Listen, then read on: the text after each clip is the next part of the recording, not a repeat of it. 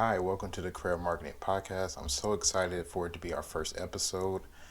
And I'm excited because hopefully we can make this a long series. And what I'm hoping to do with this podcast is bring it to the surrounding areas, bring it to business owners, maybe also bring it to people who just have ideas, who don't really have a platform. I've met a lot of people, especially here in this area, where they have a lot of things to say and a lot of interesting ideas. Some even conflict my own, and they have no way to get it out. And I felt like there was no one around doing a podcast like this. So what I want to do with this podcast is I want to be able to travel around the surrounding areas, and I do mean about 2 hours out because I still got stuff to do. I can't be driving 3 hours away, but I like to drive 2 hours out. I mean, the closest big city is Indianapolis, and I think it's about 3 hours away from here because I live in Richmond. For you guys who don't know, I live in the Madison County area, which is why I'm excited to bring this podcast because it's giving people a voice here that they don't normally have. And but anyway, that brings me to my first segue is why I started a podcast. Well, during COVID, I took a job, and it was a job that I was interacting with a lot of people, and it was right before COVID hit. So I really didn't get to do the job. I got pretty much laid off immediately. So I was thinking, because I was really close to starting this business, and I was thinking, what would be a good way to connect with people without having to spend any money and to not have them spend any money either. And I didn't come up with a podcast idea till 3 months ago, which is, I guess, kind of dumb on my part. That I mean, it's so in your face the answer, but it's also you're in the middle of COVID, and it's still a pandemic right now.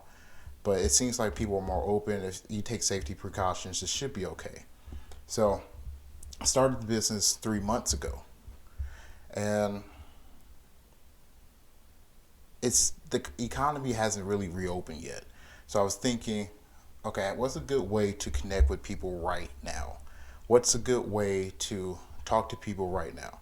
And what's a good way for through us, since we are a marketing company, to basically get people's voices out there?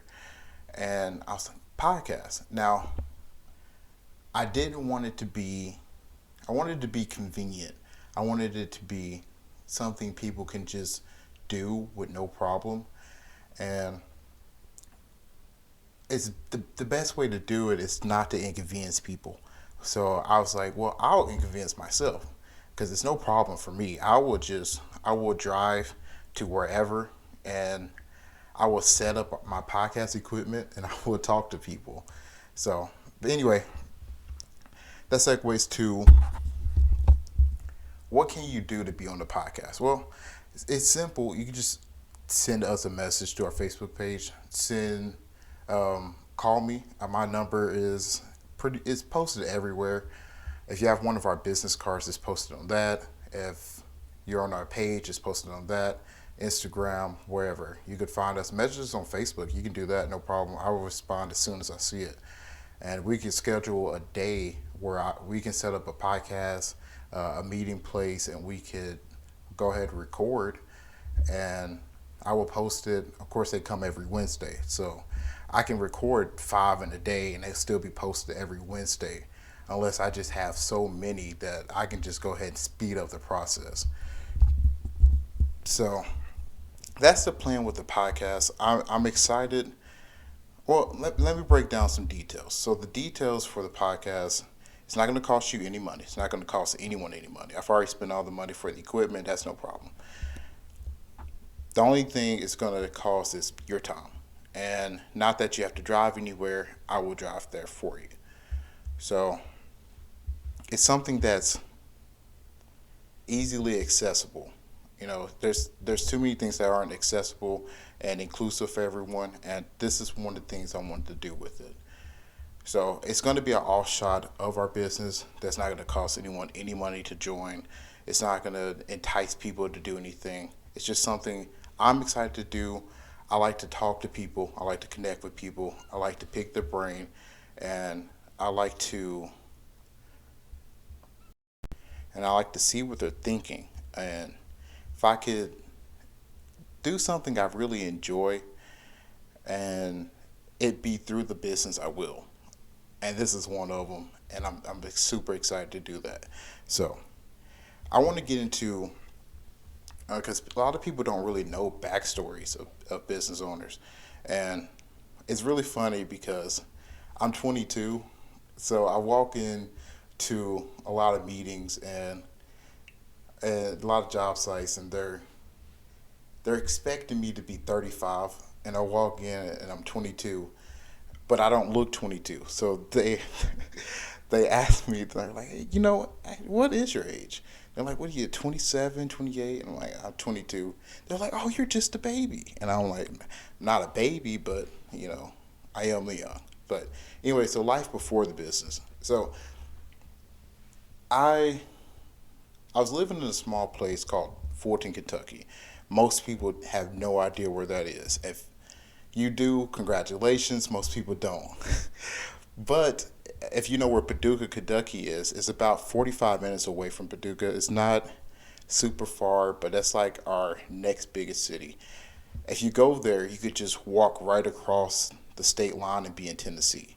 It's the smallest little place. It's just like a cusper city. You just drive through it and never think about it ever again. That's where I come from. So I my girlfriend and I decided to we wanted to leave, and she went to Berea College. So I ended up coming up here with her as well, and we both left Fulton behind. And still, of course, we still go there for our family, and but other than that, we really don't go back. So I've been here for, I'd say, 3 years now. 3 years now. We moved up here in 2019. It's about to be 2022. So 3 years now, and it's gone by pretty quickly. And one of the things I've noticed up here is it's pretty close to Lexington, and it's in between Berea and Lexington. It's like right in the heart of Madison County, and it's not big, but it's not super small either. It's got a big city attitude with a small area, if you can get that. So it was really surprising because I've lived in a small town for a long time, but I also moved around quite a bit. And I've been to New York, Virginia, I've been all around a place, and I moved back to Fulton. But I've never seen the big city attitude in such a small place. So, so it's pretty funny to see the way everyone interacts with each other. And I saw before COVID, of course, there was a potential to boom here and for the place to grow.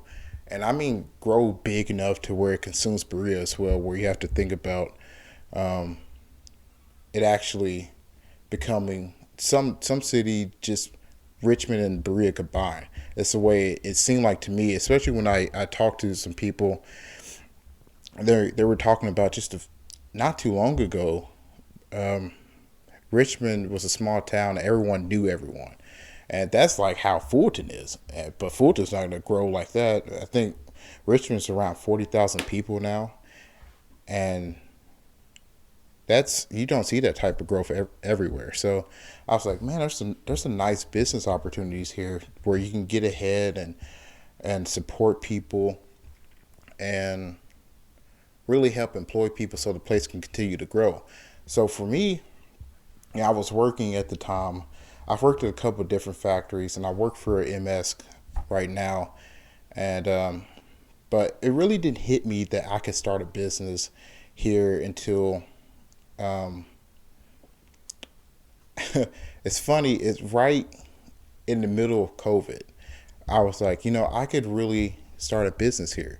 I could really get ahead because the economy is down right now. It's going to be down for a while. So I was like, I could start a business, get ahead, and then whenever it reopens, I could be ready. I could be ready for clients, and I can be, I could be ready for a lot of clients. Right now, it's small. I can do about 10 and survive. But anything more than that, small business, I get crushed. So, I mean, I'm not gonna hide that. Everyone could tell it's a small business. That's just how it is. So, but back then, I looked at it, and I had always been in sales. I've been in sales for a long time, and I just got more marketing opportunities because in sales you always market. You market yourself, and if you're a contractor, then you basically set up in the area where you can market, which is what I was doing. So I set up my own pages, set up my own basically marketing firm for myself. That way I could sell with relative ease. So I got into a position where I was only marketing, no sales, nothing. And that was the most exciting thing I've ever done. And I had done some marketing in college, but I was mostly in business. And the interesting thing about it was the marketing aspect, even back then, was far more interesting, but I never did pursue it. And I pursued it later on in life during the sales opportunities. So I decided to learn more and more about it, and I got a job working as a marketing. And I can't say which company, obviously, but I market that company. It's a company you wouldn't expect to actually have someone marketing for them. So it's a company where you don't expect it. So any marketing independent goes in that situation, and they're like, well, I probably can't grow this place that much then.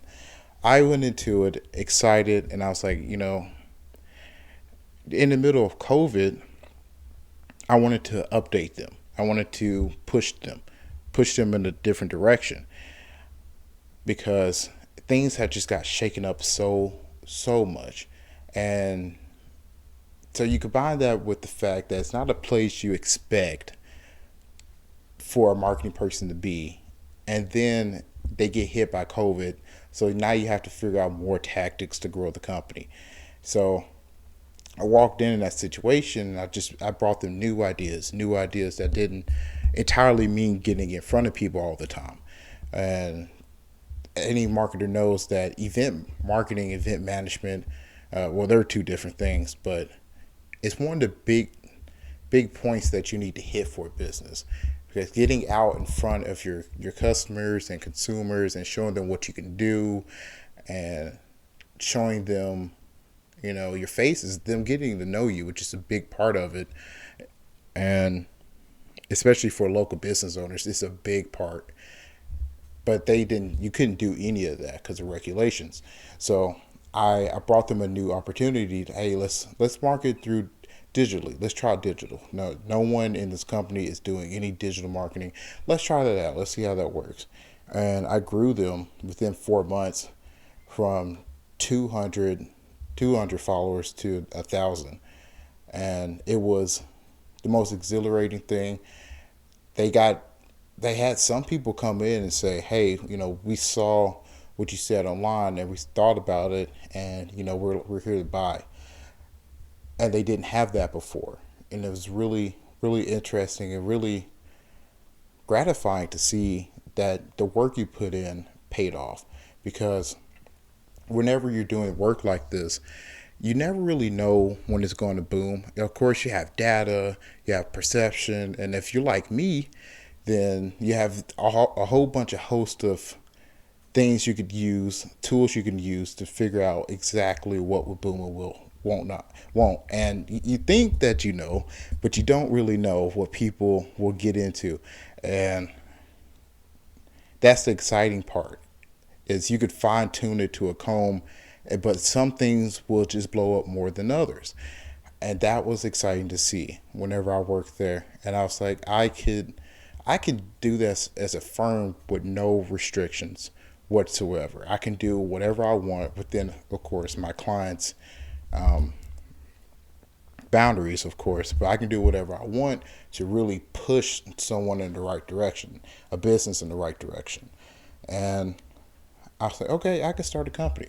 What do I have to do to start a company, and I had no idea. All I had was a skill set, no idea. Until a few months later, I met a friend, and he was telling me about CPAs and what they can do to help you. And I was like, let me contact a CPA and see what they could do.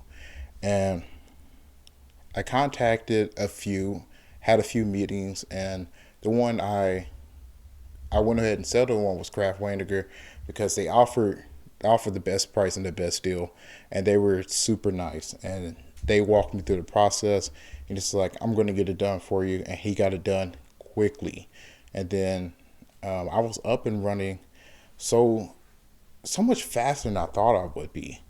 So then it was, okay, so what am I going to do to grow? What opportunities am I going to take to grow? So I got into the business, and it was just surreal that I could be there. So it's it's a fun thing to talk about beforehand, but when you're actually in it, it's a different experience. It's something you didn't expect, especially coming from a small place where not many people make it out to actually get here started, and you have a whole business under your name. So whenever I started the business, I started with a business partner. His name's Stefan. Stefan helped me go to all these meetings. He sat in with me and we talked, and it was just it was so enjoyable to have someone there with you, especially when you expected to do it by yourself. So, but anyway, here's what we plan to do with the business. So it's a different thing planning to actually having. Then what can you actually offer? So what I want to do um, is bring basically the owner's personality and infuse it into the business. Not like I didn't want it to be. I didn't want for it to just be generic. I didn't want things that I did to be generic. I wanted everyone to know that whenever I market for them, their personality is going to be at the forefront. You're going to be your company is going to be that company. Everyone's like, man, that place is really cool, man. I don't even sometimes I don't even go there to eat. I just go there to sit for the atmosphere. Sometimes I go because the owner is cool and I support what he does or she does, and that's what I want to bring to the table. So what I was looking to do is bring my skill set. What did I want to what did I want to that make full use of my skill set? And I couldn't think of anything outside of a marketing company. And I was looking at my skill set, and I was like, okay, I'm kind of nerdy. I like I like to learn, which is weird. I like psychology. I like neurology. I like economics. I like and I like making things work. What business can I start to do that? And everything really just fit that I didn't need a lot of capital to start up a marketing business. I was like, okay, I could have an office, but I could also work from home, and that'd be no problem. Like digitally marketing, I don't have to have an office to do that. So I can digital mark for no problem. And event management, why would I have an office for an event for my client? So I was thinking of all these things. I was like, marketing just fits, and I enjoy it so much. It's my passion. So I was like, okay, so all my skills fit for that, and it can become a place where I could show off my full range of creativity that you don't normally see from a job, especially if you're working under someone. You can't always show off what you can do, and I wanted to show off everything I could do. Every ounce of me, I wanted to pour into something, and it's extremely freeing when you can do that. And I didn't want to just make video. I didn't want to be on TikTok or anything like that. I wanted to be somewhere where I could grow and be exploited by businesses to grow their business. And that makes me excited. I wanted to be exploited by people who can create, creators, independent contract. I wanted to do it all. I wanted to help people make money. And that brings me the most joy because I know that I help build someone into something better or different. And they benefited from me being in their lives. And that was so exciting for me. And it's marketing allows a space to where I can do that fully and expand into new ideas. So, with marketing, I often get asked, what are you marketing? What are you marketing? Well, I didn't want to box myself in. I didn't want to just say, oh, I'm marketing real estate, I'm marketing housing. I didn't want to do that. Nothing wrong with that, but my skill set was broad. So I was like, I want to business develop, and marketing is the best way to do that because it's making you money. And what I could also offer things outside of marketing in the umbrella of marketing, like consultation, pushing people in the right direction.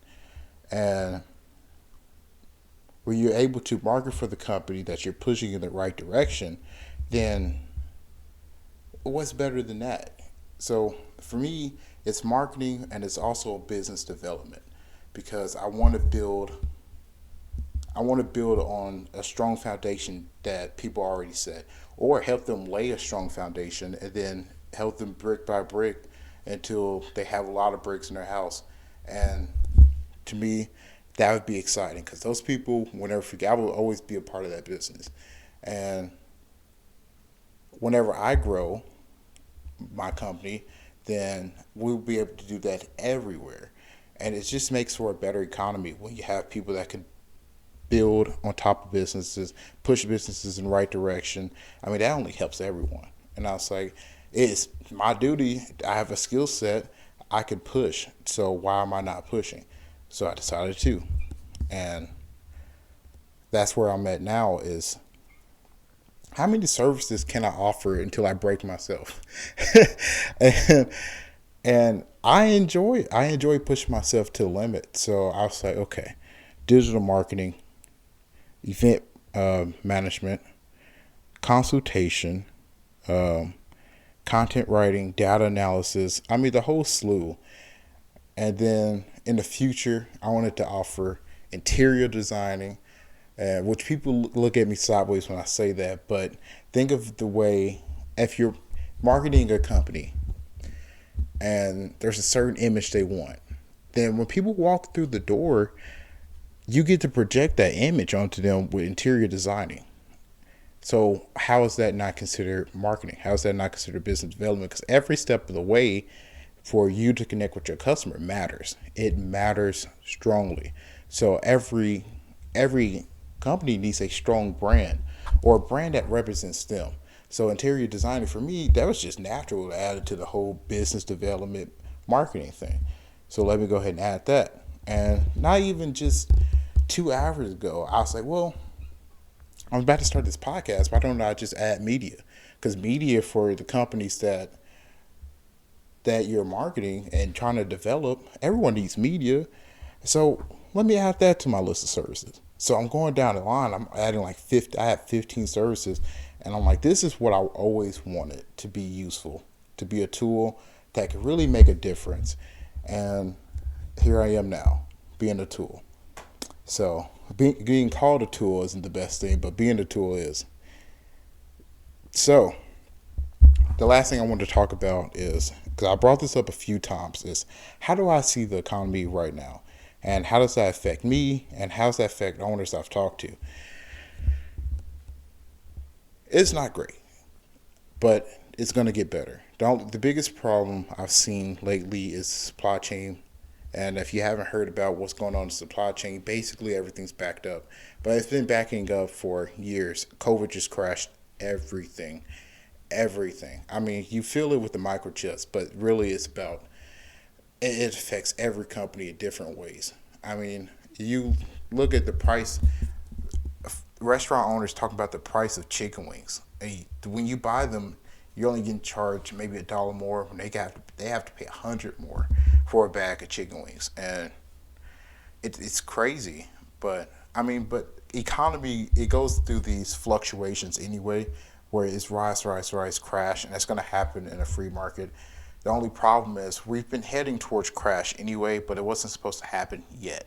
But obviously, COVID. So here we are, and it's happened, which is a good thing because eventually it rises. And with an economy like America's always had, it's not going to be that big of an issue. So the way I see it is, we'll be back up and running in the next 2 years, 3 years. And whether we're living with COVID or not, the economy always bounces back in a, honestly, I call it a depression at this point. It bounces back between 3 to 5 years. And I'm not too worried about it. But at the same time, it's like, man, I'm just ready for it to be over. I'm ready for life to go back to normal. I'm ready for people to not worry about money. So anyway, that's how the economy is, how I see it, and I'm glad I finally got to do this podcast. This will be episode number 0. It will be on YouTube, hopefully Spotify, in the next few weeks, and Facebook. But I want to just post on Facebook and YouTube for right now. But don't forget, Traveling Businessman on YouTube. If you want to get onto the podcast, email me. We have our email on there. You could text me, you could call me, you could message our Facebook, and I will reply immediately. So hopefully we see you next week with a guest, and I'll talk to you soon.